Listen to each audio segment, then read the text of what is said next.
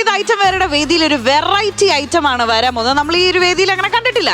അപ്പൊ അടുത്ത സ്കിറ്റുമായി നമ്മുടെ മുന്നിലേക്ക് എത്തുന്നു നമ്മുടെ സ്വന്തം ഷൈജു ചേട്ടൻ, രജു ചേട്ടൻ ആൻഡ് മാളു ഗുരുവായൂർ. വേറെ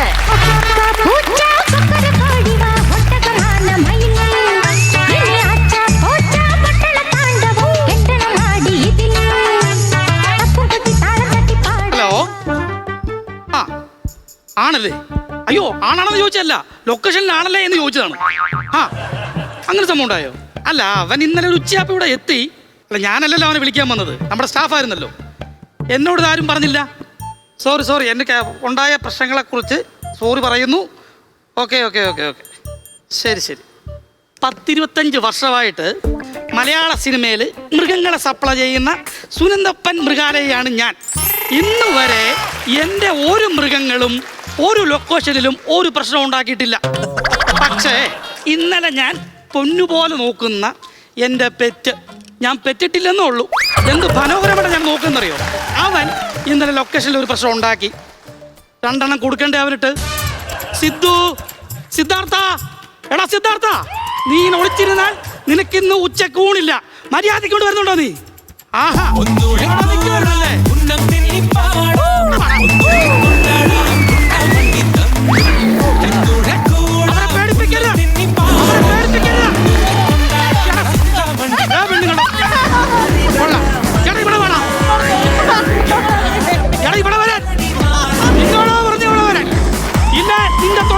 ഈ വഴി ഇരിക്കുന്നു. ഇവനെ ഇന്ന് ഞാൻ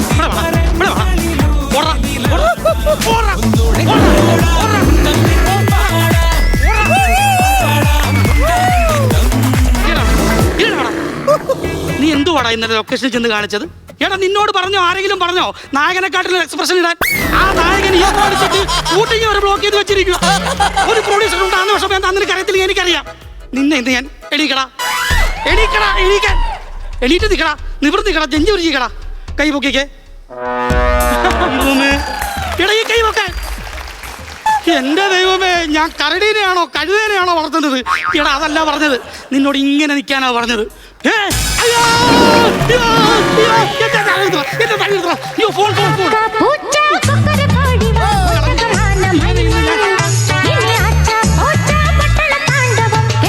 ഹലോ, പോത്തില്ല, നാളെ പോവുള്ളൂ.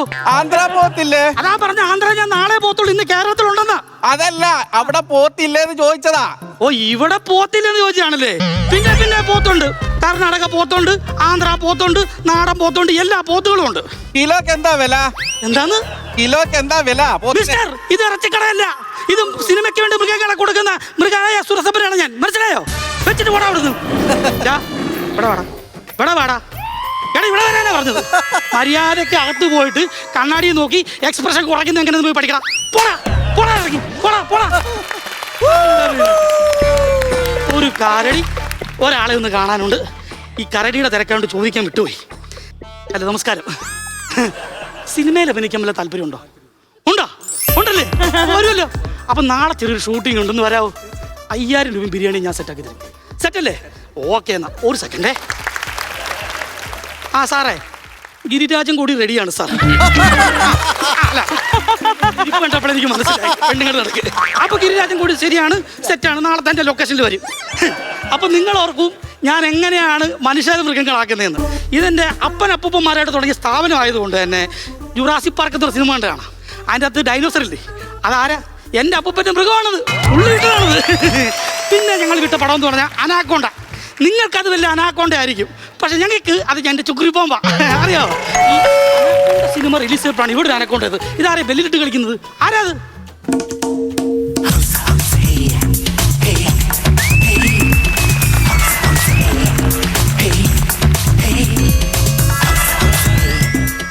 Hello mister. ഹലോ, പേരെന്താണ്? സുനന്ദപ്പൻ.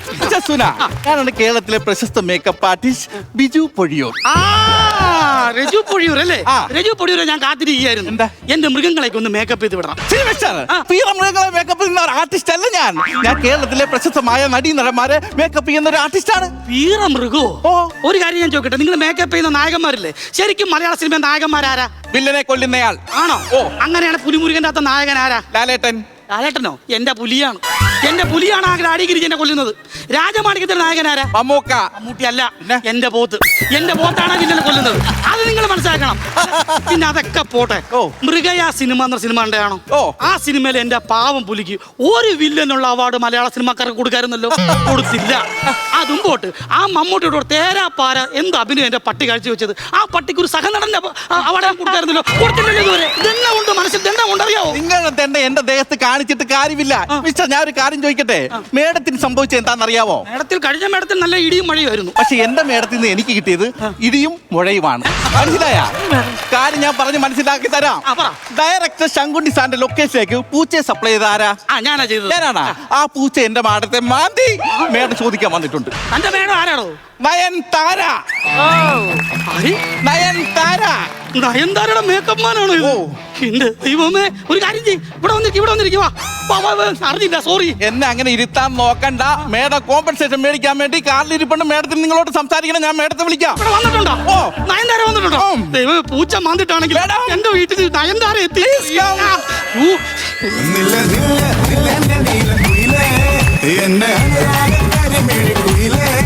ഉള്ളിപ്പാവാട പ്രായമുള്ള കുയിലേ, വെള്ളിമാനത്തെ പൂളം കുയിലേ, ചാങ്ക ചക്ക ചക്ക ചക്ക.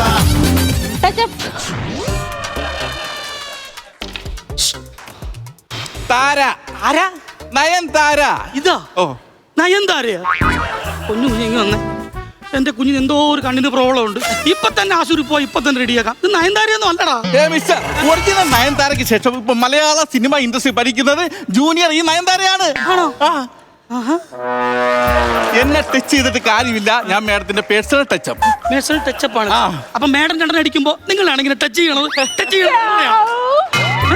സംഭവം പൂച്ച മാന്നി പിന്നെ മേഡം ഇടക്കിടക്ക് ഇങ്ങനെ ആണല്ലേ അങ്ങനെ സൗണ്ട് പുറപ്പെടുവിക്കും. അയ്യോ പാവം. അതെ, എന്താ പറ്റിയേ? Look, Mr. സുനന്ദപ്പൻ, നോക്കൂ, ഒറ്റയ്ക്ക് വഴിവെട്ടി വന്നോളാണ് ഈ നയൻ. അപ്പൊ എന്റെ ഭാര്യയുടെ കൂട്ടുകാരിയായിരുന്നല്ലേ?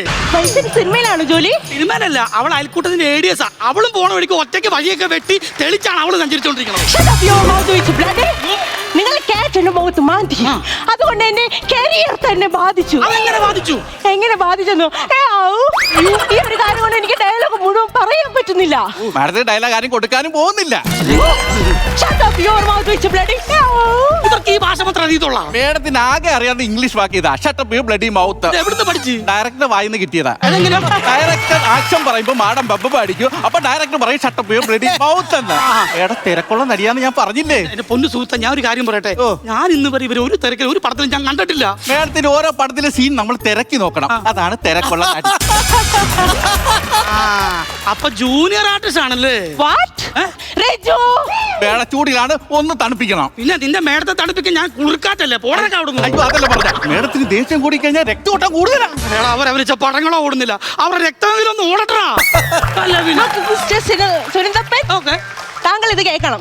സിനിമ തുടങ്ങുന്നതിന് മുമ്പ് നിങ്ങൾ എഴുതി കാണിക്കില്ലേ, ചിത്രീകരണത്തിനിടയിൽ മൃഗങ്ങൾക്ക് ഒരു ഉപദ്രവം ഉണ്ടായിട്ടില്ലാന്ന്? അത് തിരുത്തണം. എന്നിട്ട് ചിത്രീകരണത്തിനിടയിൽ മൃഗങ്ങളെ കൊണ്ട് ആർട്ടിസ്റ്റുകൾക്ക് ഉപദ്രവം ഉണ്ടായില്ലെന്ന് എഴുതി കാണിക്കണം. നിങ്ങൾ നാടന്മാരും നായകന്മാരും കാണിക്കുന്ന എന്തെങ്കിലും അകമ്പാപ്പം എന്റെ മൃഗങ്ങൾ കാണിക്കുന്നുണ്ടോ? അവർക്ക് കാരവാൻ വേണ്ട, അവർക്ക് ഹെവി ഫുഡ് വേണ്ട, അവർ മൊബൈൽ ടച്ച് ചെയ്തിരിക്കത്തില്ല. ഡയറക്ടർ വിളിക്കുന്നു, അഭിനയിക്കുന്നു, പോയിരിക്കുന്നു. അതാണ് അവരുടെ പരിപാടി. നിങ്ങൾ അങ്ങനെ വഴി തിരിച്ചുവിടാൻ നോക്കണ്ട. ഏറ്റുമാന്തിന്റെ അടയാളം കോമ്പൻസേഷൻ എനിക്കിപ്പോ കിട്ടിയിരിക്കണം. ഇതിനാണ് മേഡം പൂച്ച മാന്തുന്നതിന് കോമ്പൻസേഷൻ. ഒരു പേസ്റ്റ് പോരെ, ഒരു ഓയിൽമെന്റ് തേച്ചാ പോരെ? ഓയിൽമെന്റ് തേച്ചാ എന്റെ മേഡത്തിന് ഡയലോഗ് പറയാൻ പറ്റത്തില്ല. ഈ ബ്രഹ്മാണ്ഡ ചിത്രമായിട്ടുള്ള പുതിയ സിനിമ കാന്താരം 4, അതിൽ 10,000 പ്രജകൾക്കിടയിൽ ഞാനുണ്ട്. കുറെ വില്ലന്മാർ ഉപദ്രവിക്കാൻ വരിക. പെട്ടെന്ന് ഞാൻ അവരൊക്കെ രക്ഷിക്കാൻ വേണ്ടി ഒരൊറ്റ ഡയലോഗ് പറയുന്നുണ്ട്. ആണല്ലേ? എന്റെ ഡയലോഗിലാണ് അവർ ആ നാട് മുഴുവൻ രക്ഷപ്പെടുന്നത്. എന്ത് ഡയലോഗാണത്? അയ്യോ ഓടിക്കോ. സത്യം പറഞ്ഞ മേഡത്തോട് ആരാ അഭിനയിക്കാൻ പറഞ്ഞേ? അതൊരു നല്ല ചോദ്യമാണ്. എന്റെ അഭിനയം എന്നിൽ കണ്ടെത്തിയത് അതെന്റെ അമ്മയാ.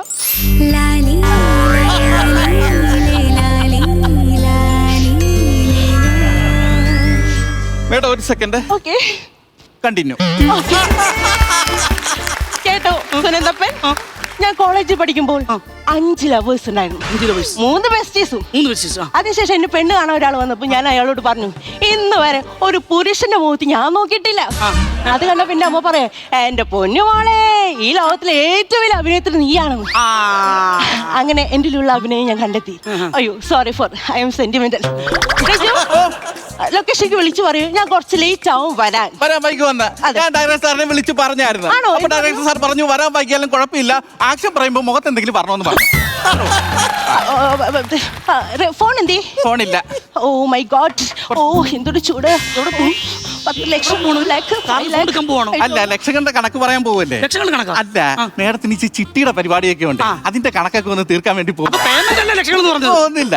അത് കൊള്ളാം എന്തായാലും. പിന്നെ താങ്കൾ ഈ 1000 2000 മേടിക്കുന്ന ആളുടെ കൂടെ നടക്കേണ്ട കാര്യമുണ്ടോ? ഞാൻ എന്റെ കൂടെ വന്നാൽ ഞാൻ സെറ്റാക്കി തരൂല തന്നെ. എങ്ങനെ സെറ്റാക്കും? എടോ സിനിമയിൽ അഭിനയിക്കാൻ താല്പര്യമുണ്ടോ? ഉണ്ട്.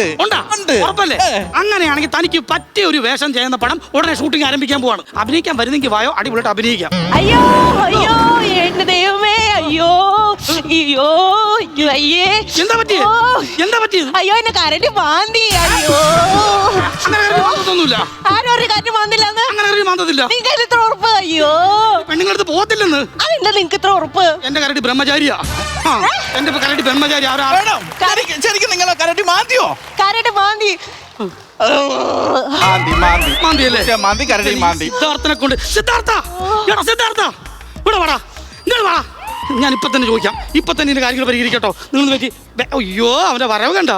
വേഗം മാറാ, ഇങ്ങോട്ട് വേഗാക്കാതെ. സത്യം പറയടാ, നീ അമ്മച്ചിയെ സോറി ഈ നടിയെ മാന്തിയായിരുന്നോ?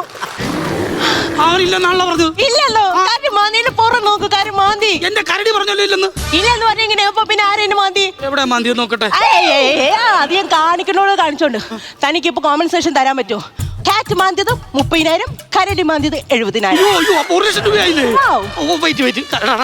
ഒന്നേന്ന് മാപ്പ് പറയടാ, കഷ്ടമുണ്ടോ? ഒന്നേന്ന് മാപ്പ് പറയടാ, ഇത് 1 ലക്ഷം രൂപ പോകും. എനിക്ക് മാപ്പൊന്നും കേൾക്കണ്ട, എനിക്ക് കോമ്പൻസേഷൻ മതി. വേണ്ട കോമ്പൻസേഷൻ മതി. 1 ലക്ഷം മതിയോ? 1 ലക്ഷം രൂപ മതിയോ? മതി. ഇത് എന്റെ ഭാഗത്ത് തെറ്റായി പോയി. 1 ലാക്ക് ഇട്ടിട്ടുണ്ട്. നീ കാരണം എന്റെ അപ്പൊ നിങ്ങളുടെ ഇടയിൽ കണക്ഷൻ ഒന്നുമില്ല, ഒരു ബന്ധമില്ല. പോക്കോ പിന്നെ ഉണ്ടല്ലോ ഞാൻ പോളാകത്ത് പോളാ എന്നെ പൈസ കളയാൻ വേണ്ടി തുറയ്ക്കാൻ വേണ്ടി വന്നേക്കോ. അവനൊക്കെ ഇവരെയൊക്കെ അടിച്ച് നിന്റെയൊക്കെ. ശരിക്കും മാന്തിയോ? ശരിക്കും എന്നെ മാന്തി പോലെ തോന്നി. ബട്ട് ഞാനൊരു കാര്യം പറയട്ടെ, ഈ സുനന്ദപ്പൻ ഏതൊക്കെ സിനിമ ഏറ്റെടുത്തോ ഒന്ന് പറയണം. എന്തിനാ മാഡം? ഞാനിനി സുനന്ദപ്പന്റെ സിനിമയിൽ അഭിനയിക്കുന്നുള്ളൂ. മേഡത്തിന് ഭ്രാന്തുണ്ടാ? ഇത് അങ്ങനെ മൃഗത്തിന്റെ മാന്ത് കൊണ്ട് ചാകാനാണ് വിധി. എടാ ഒന്ന് മാന്തിയാലെന്താ? സിനിമയിൽ അഭിനയിക്കട്ടെ, കൂടുതൽ പൈസ കോമ്പൻസേഷൻ കിട്ടുന്നുണ്ടല്ലോ. എന്റെ മേഡം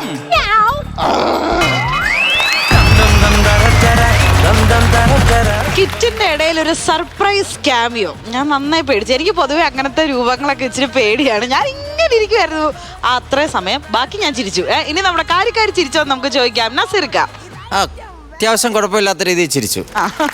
ആദ്യം ഇതിന്റെ കോണ്ടന്റ് നല്ല സബ്ജക്റ്റാണ് നിങ്ങൾ തിരഞ്ഞെടുത്തത് കേട്ടോ. നല്ല രസം. കാര്യം ഒരുമാതിരിപ്പെട്ട ആൾക്കാരും അങ്ങനെ ചിന്തിക്കാത്ത ഒരു മേഖലയാണ് നിങ്ങൾ തിരഞ്ഞെടുത്ത മേഖല.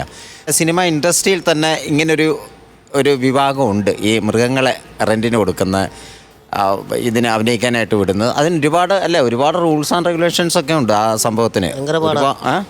ഒത്തിരി കാര്യങ്ങളൊക്കെ ഉണ്ട്. അപ്പോൾ അങ്ങനെ ഒരു സബ്ജക്റ്റ് തിരഞ്ഞെടുത്ത് അത് ഉള്ളത് വളരെ മനോഹരമായിട്ട് നിങ്ങൾ 3 പേരും ചെയ്യുകയും ചെയ്തു.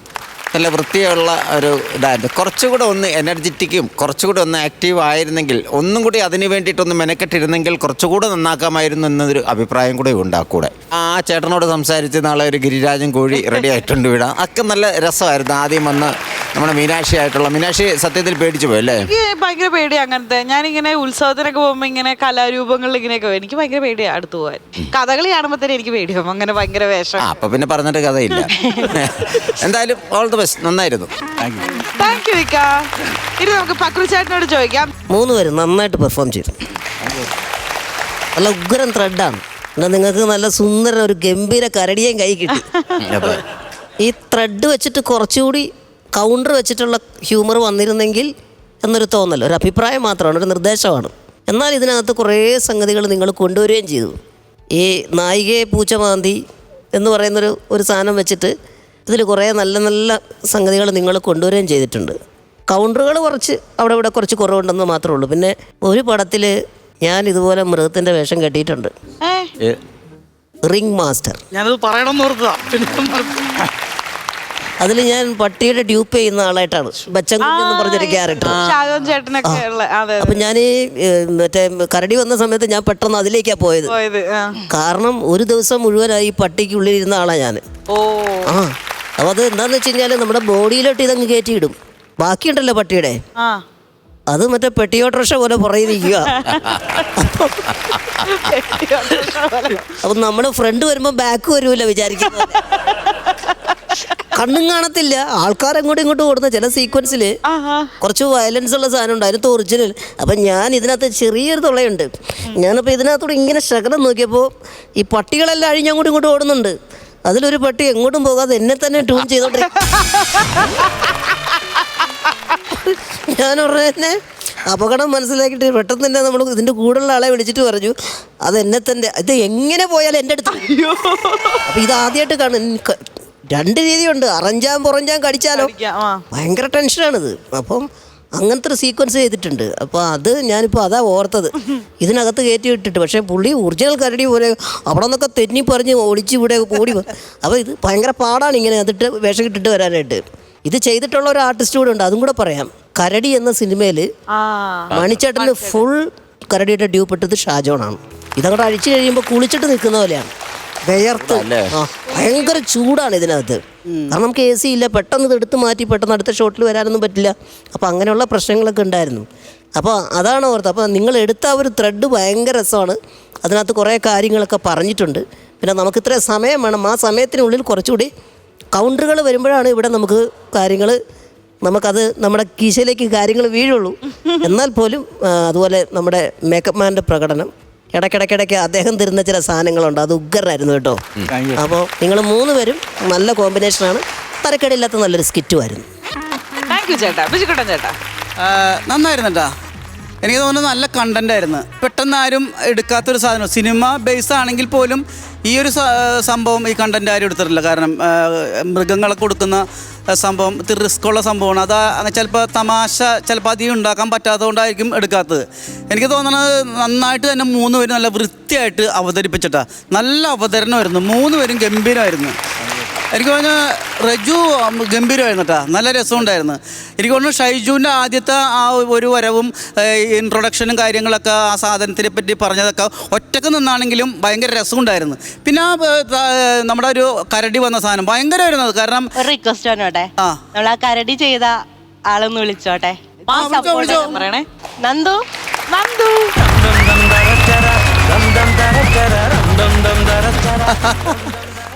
മാസ്ക് മാറ്റി നന്ദുവിനൊരു കൈയടി. അടിപൊളി.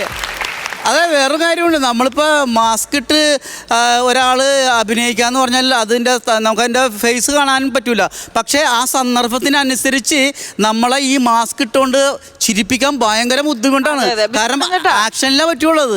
നന്ദു ആർട്ടിസ്റ്റും കൂടിയിട്ടാ. നന്ദു ഇവിടെ ഇപ്പൊ മാസ്ക് ഇട്ട് കളിച്ചു. മാസ്ക് ഇടാതെയും നമ്മുടെ വേദിയിൽ നന്ദു ഇതിനു മുമ്പ് സ്കിറ്റ് ചെയ്തിട്ടുണ്ട്. ഓ അത് ശരി. ഓ അടിപൊളിയായിട്ടാ. ഫേസ് കണ്ടപ്പോ ഞാൻ റെക്കഗ്നൈസ് ചെയ്തു. ഓക്കെ. വെറുതെ നമുക്ക് ഒരു സാധനം വലിച്ചു കയറ്റിയിട്ട് നമ്മളത് വെറുതെ എന്നെ കാണൂല പിന്നെ എന്തിന് എന്നും പറഞ്ഞിട്ട് മാറിയിരിക്കണ ആളുകളുണ്ട്, വെറുതെ അങ്ങനെ പാസ്. പക്ഷെ അതിൽ നിന്ന് നമ്മൾ ചെയ്യുന്ന സാധനത്തിൽ ഒരു കോമഡി ഉണ്ടാക്കുക, അത് 100% അത് കറക്റ്റാക്കി ചെയ്തിട്ടുണ്ട് കേട്ടോ. ഭയങ്കര രസമുണ്ടായിരുന്നു. 2 എൻട്രി നല്ല രസമുണ്ടായിരുന്നു. ഓരോരുത്തരെ ഈ കരടി ഇത് ചെയ്യാൻ സപ്പോർട്ട് ചെയ്യാൻ വേണ്ടിയിട്ട് ആരെ കിട്ടും, ഓരോരുത്തർ പറഞ്ഞവരൊക്കെ ആ ടൈമിന് മാറി. ഇന്നലെ രാത്രി നന്ദുവിനെ ഷൈചേട്ടൻ വിളിച്ചു. നന്ദു ഇങ്ങനെ സംഭവമുണ്ട്, ഡയലോഗല്ല നന്ദു ഇങ്ങനെ ഫ്ലവേഴ്സിക്കുള്ള ഇതാണ്. ഫ്ലവേഴ്സിക്കാണോ ചേട്ടൻ? ഞാൻ വരാം, ഞാൻ വരാം. രാത്രി വന്ന് കയറി വന്നു. എന്ത് വേഷം എന്നല്ല. അപ്പോൾ എന്തായാലും നല്ല സ്കിറ്റായിരുന്നു. പക്ഷേ എനിക്ക് പറയാനുള്ളത് കുറച്ചും കൂടി ഹ്യൂമർ ഉണ്ടായിരുന്നെങ്കിൽ ഇതൊരു വൻ രീതിയിലേക്ക് പോകേണ്ട ഒരു സ്കിറ്റാണ്. അപ്പോൾ അതൊന്നും കൂടി ഇരുന്നിരുന്നെങ്കിൽ നിങ്ങളുടെ ഭാഗത്ത് 3 പേരുടെ ഭാഗത്ത് നിങ്ങൾ ഒരുപാട് കൗണ്ടറുകൾ ഉണ്ടായിരുന്നെങ്കിൽ വൻ സ്കിറ്റായനെ. കാരണം നല്ലൊരു കണ്ടന്റ്, നല്ല അവതരണമായിരുന്നു. അത് പിടിക്കാനുള്ള ഒരു ഏരിയ ഉണ്ട്. കാര്യം ഈ ഫീമെയിൽ ആർട്ടിസ്റ്റിനെ പൂച്ച മാന്തി, അതെ, അതൊരു നല്ല, പക്ഷെ അത് ഭയങ്കര സീരിയസ് ആയിട്ട് ആ മാറ്റർ പറഞ്ഞു വിടുമായിരുന്നു. ആ ഏരിയ നല്ലപോലെ പിടിക്കാൻ പറ്റിയ, അവിടെ കവർ ചെയ്യാൻ പറ്റുന്ന ഒരു ഏരിയ ഉണ്ടായിരുന്നു അതിൽ. അതെ, കുഴപ്പമില്ല. അടുത്ത പ്രാവശ്യം റെഡിയാക്കിയാൽ മതി. എന്തായാലും ഇത് നന്നായിരുന്നു. കുറച്ച് കൗണ്ടറുകളുടെ കുറവുണ്ടായിരുന്നു. എൻ്റെ പേഴ്സണൽ ആയിട്ടുള്ള അഭിപ്രായമാണ്. ബാക്കിയെല്ലാം correct. Okay, all the best ചേട്ടാ. അപ്പൊ നമുക്കിനി നേരെ ഐശ്വര്യമായിട്ട് ഇന്നത്തെ ഒരു പ്രൈസ് മണിയിലേക്ക് കടക്കാം അല്ലേ? അപ്പൊ ആദ്യം തന്നെ നമുക്ക് നസീർക്ക് എടുത്ത് ചോദിച്ചിട്ട് തുടങ്ങാം. ഞാനൊരു 9,000 രൂപ കൊടുക്കും. 9,000 രൂപ. ഓക്കെ, പക്രു ചേട്ടനോ?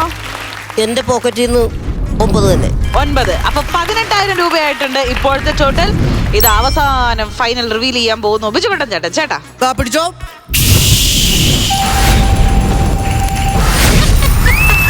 30,000 രൂപയാണ് അപ്പൊ ഈ സ്കിറ്റ് നേടിയിരിക്കുന്നത്. അടിപൊളി. എന്തായാലും നല്ല കൗണ്ടേഴ്സ് ഒക്കെ നിറച്ചിട്ട് നല്ല ഗംഭീര ത്രെഡ് ആയിരുന്നു എന്നാണ് പറഞ്ഞത്. അപ്പൊ ഇതേപോലത്തെ വെറൈറ്റി ത്രെഡും ഡിഫറെന്റ് കൗണ്ടേഴ്സും ഒക്കെ ആയിട്ട് നമുക്ക് വീണ്ടും കാണാം. Okay, thank you so much. നന്ദുനൊരു സ്പെഷ്യൽ നന്ദി കേട്ടോ. ഇനി വരണം സ്കിറ്റ് ചെയ്യാനായിട്ട്. ഓക്കെ.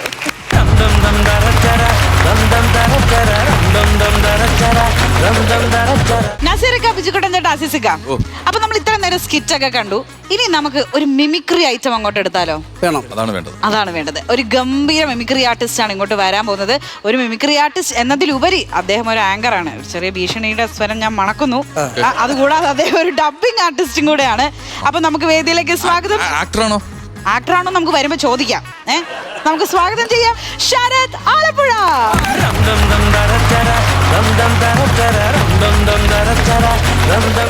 ഹലോ ചേട്ടാ, വെൽക്കം ടു ഫ്ലവേഴ്സ് കോമഡി. ഇത് ഐറ്റം വേറെ. Thank you so much.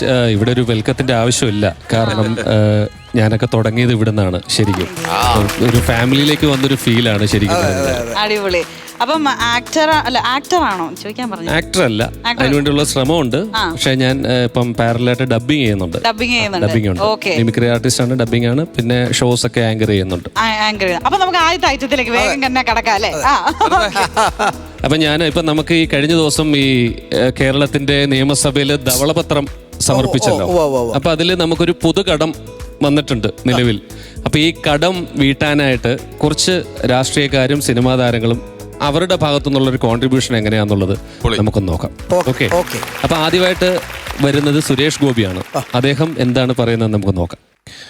ഈ കടം എന്ന് പറയുന്നത് കേരളത്തിനെ സംബന്ധിച്ചിടത്തോളം വളരെ വലിയൊരു വിപത്താണ്. നിങ്ങൾ ചോദിച്ചല്ലോ ഇതാരാണ് എങ്ങനെയാണെന്നുള്ളത്. ഞാനല്ല മറുപടി പറയാം, മനസ്സിലായില്ലേ?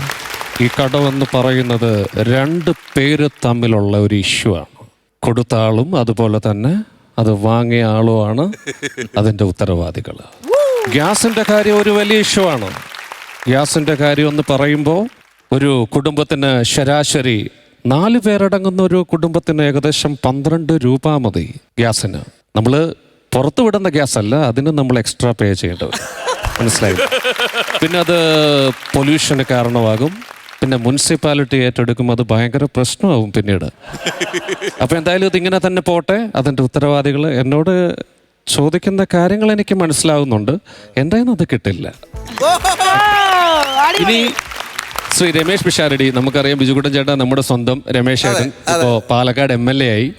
അപ്പൊ രമേശ് ചേട്ടനോടാണ് ചോദിക്കുന്നതെങ്കിൽ അദ്ദേഹം എങ്ങനെയായിരിക്കും ഇതിന് റെസ്പോണ്ട് ചെയ്യുന്നത് നോക്കാം. ഈ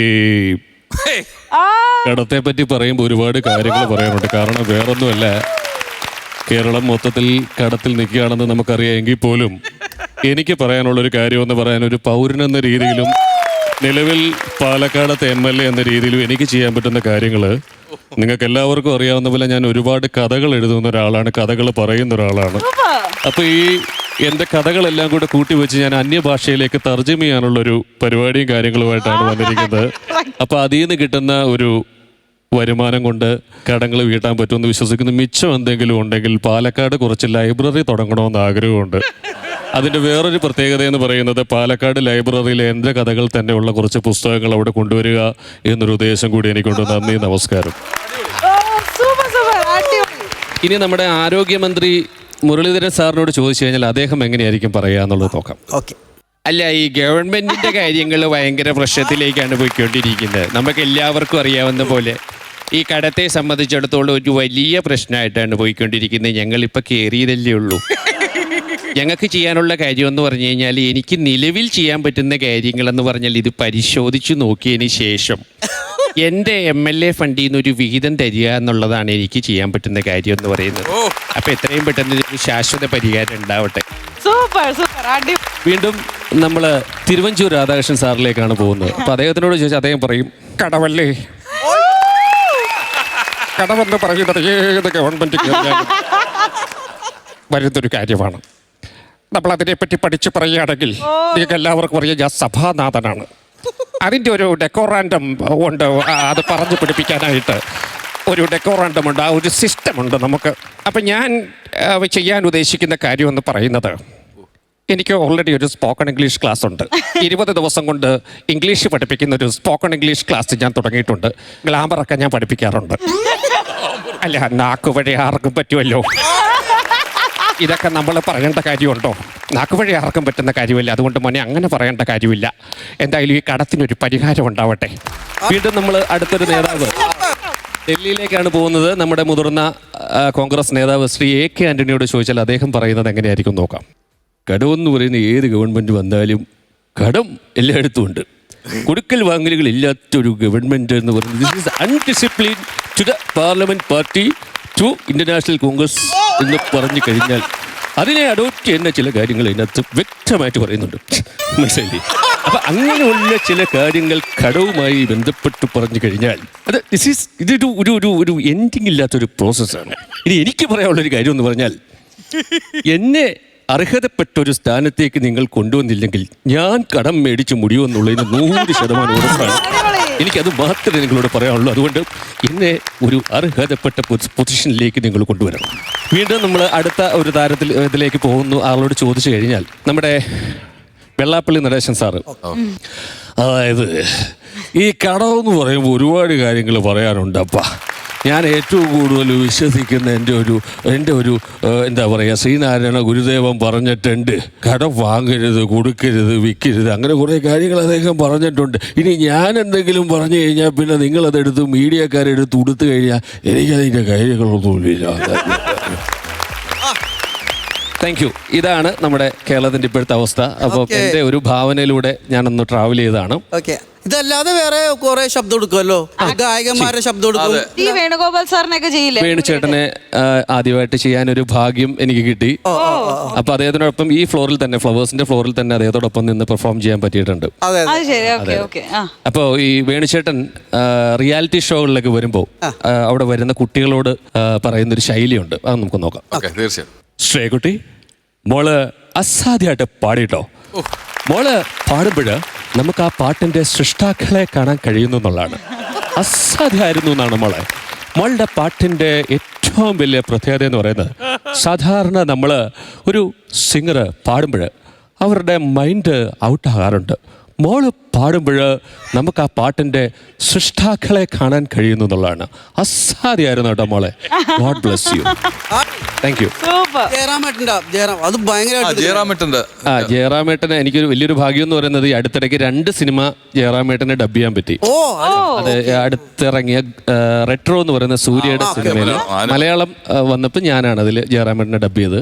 പക്ഷെ ഇന്ന് ഞാനിവിടെ അവതരിപ്പിക്കാൻ പോകുന്ന ജയറാമേട്ടൻ ഈ വേദിയിൽ വന്നാൽ എങ്ങനെ സംസാരിക്കും നമുക്ക്. ഒരു പ്രത്യേക ശൈലിയാണ് ജയറാമേട്ടനും. ഒരുപാട് സന്തോഷമുണ്ട് ഈ വേദിയിൽ നിൽക്കുമ്പോൾ. ഈ ഐറ്റം വേറെ എന്ന് പറയുന്നൊരു പരിപാടി എനിക്കൊരുപാട് ഇഷ്ടപ്പെട്ടൊരു പ്രോഗ്രാമാണ്. ഞാൻ ഈ പലപ്പോഴും ട്രാവൽ ചെയ്ത് പോകുമ്പോൾ നമ്മൾ കാണാറുണ്ട്, യൂട്യൂബിലും ഒക്കെ കാണാറുണ്ട്. തന്നെയല്ല, അശ്വതി എപ്പോഴും പറയുന്നൊരു കാര്യം, ഇത്രയും ഹാസ്യം നിറഞ്ഞ കലാകാരന്മാർ, അതുപോലെ തന്നെ ഈ പറയുന്ന പോലെ നമുക്ക് കുടുംബസമേതം ഇരുന്ന് കാണാൻ പറ്റാവുന്ന ഒരു വലിയ ഷോയാണ്. ബിജുക്കുട്ടനൊക്കെ പറഞ്ഞാൽ മനസ്സിലാവുമായിരിക്കും ഒരു പക്ഷേ. അതായത് നമ്മൾ പണ്ടൊക്കെ ഒരു ഐറ്റം എടുക്കാൻ വിടുന്ന പാട് എത്രത്തോളം ഉണ്ടെന്നുള്ളത് നിങ്ങൾക്കൊക്കെ അറിയാവുന്ന കാര്യമാണ്.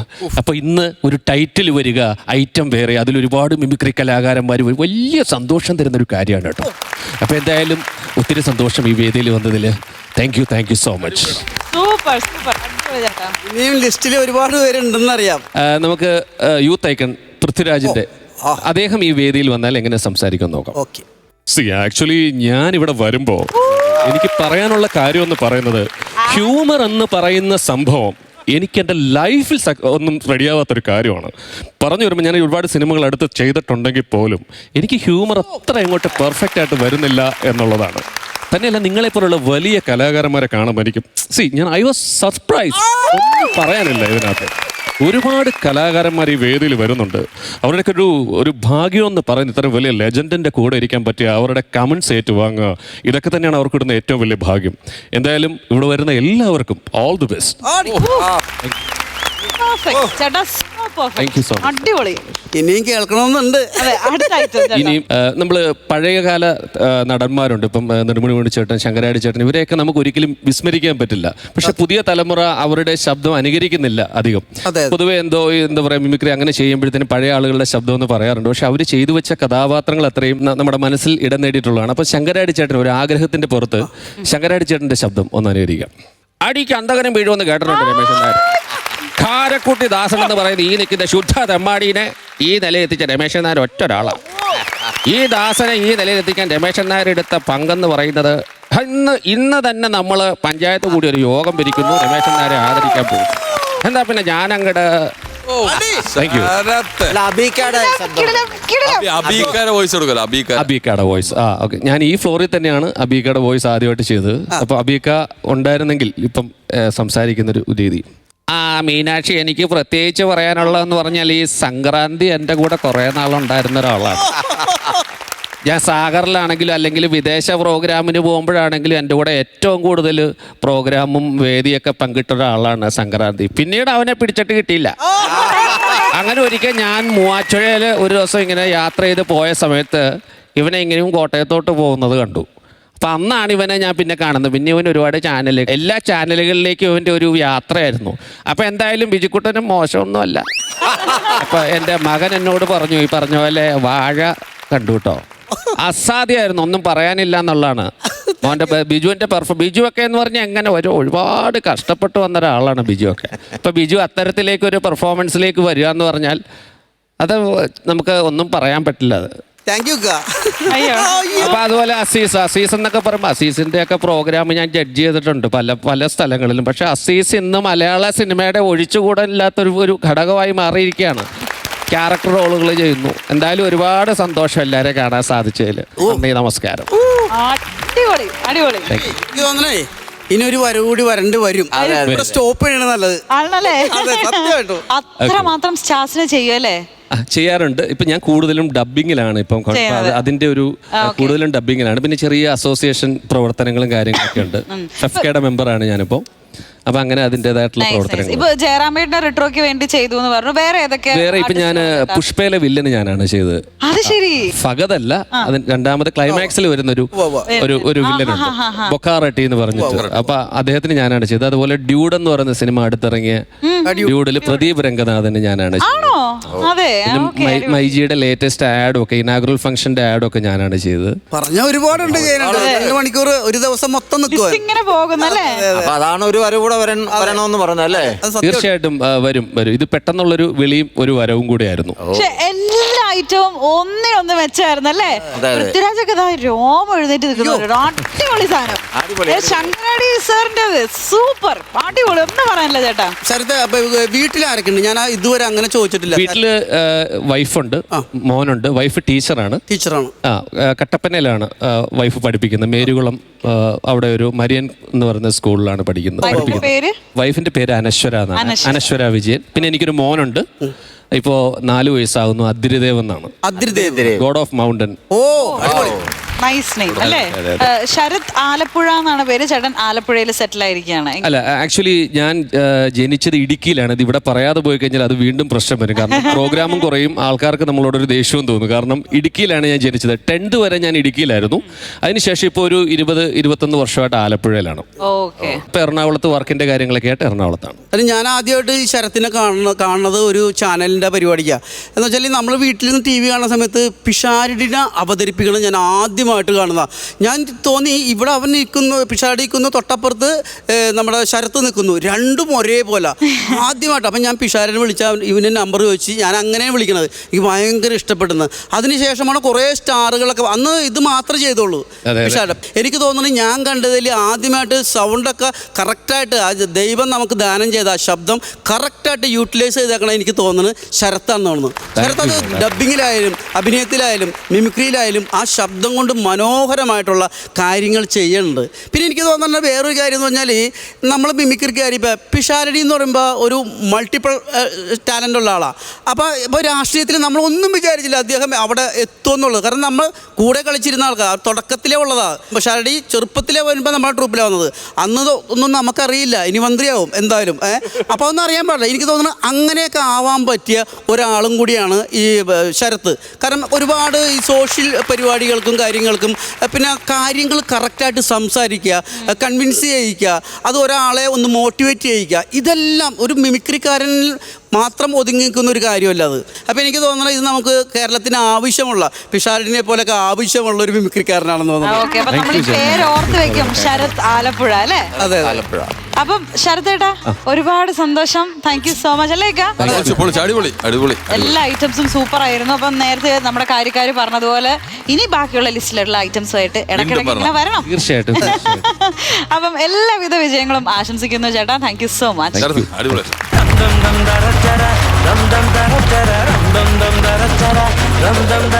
അപ്പൊ ഇന്നത്തെ എപ്പിസോഡ് നിങ്ങൾക്ക് എല്ലാവർക്കും ഇഷ്ടപ്പെട്ടു എന്ന് വിചാരിക്കുന്നു. നമ്മളെല്ലാരും മതിയും മറന്ന് ചിരിച്ചു. ഓഡിയൻസ് എൻജോയ് ചെയ്തില്ലേ? ഓക്കെ, കാര്യക്കാർ എൻജോയ് ചെയ്തില്ലേ? അടിപൊളി. അപ്പൊ നമുക്ക് വീണ്ടും അടുത്ത എപ്പിസോഡ് ഇതിലും അടിപൊളിയാക്കാം. അപ്പൊ വീണ്ടും നമുക്ക് കാണാം. അതുവരേക്കും till then, this is me Meenakshi Sudhi signing off from Flowers Comedy. ഇത് ഐറ്റം വേറെ. Good night.